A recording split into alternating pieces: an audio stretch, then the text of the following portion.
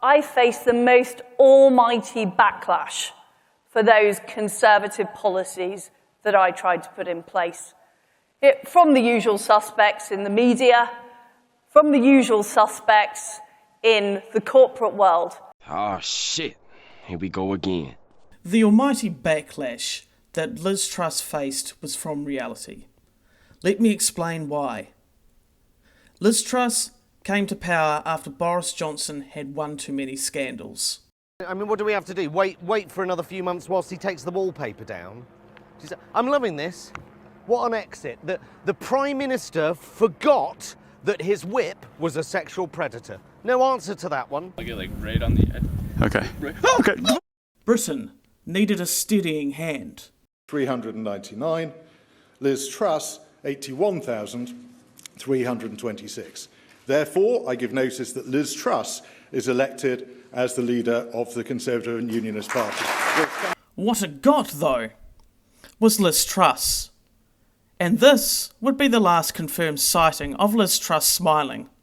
Within days, she and her right-hand man, Kwasi Kwarteng, had released her mini-budget. This was massive. A mini-budget turned maxi, the biggest tax cuts in half a century. Hi. Okay. The mini-budget did not go well with the markets, the constituents, or the MPs. Ability said things looked before the mini-budget. It shows national debt as a share of GDP. You can see it's forecast to fall over the next 5 years. That told markets that in due course, the UK would pay its own way. But this is what the mini-budget did to that calculation. It slapped £45 billion of unfunded tax cuts, plus the energy bailout and other costs on top. And leading Liz Truss to be pitted against elitists. Polls beyond bleak for the governing Tories. One tabloid has set up a live stream of a head of lettuce to see if it outlasts the beleaguered leader. Kwasi Kwarteng was inevitably on borrowed time. Like a skid mark in a toilet bowl, Kwarteng was flushed away.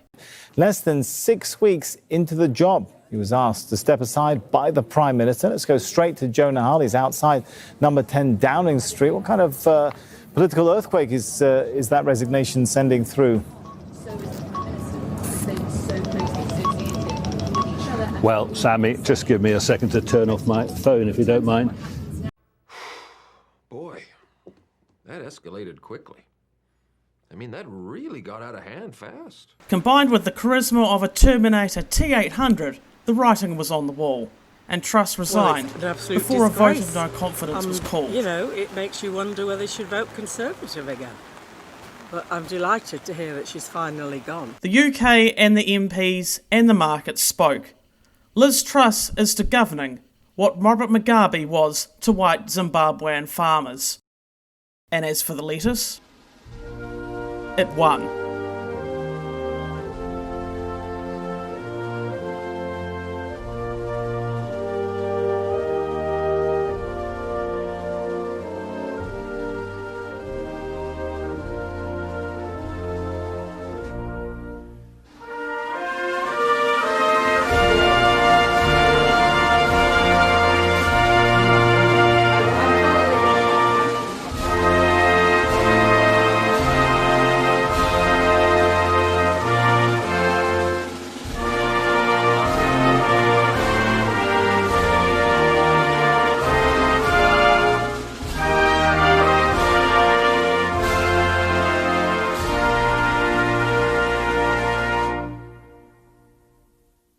God save Liz Truss, because the UK certainly didn't.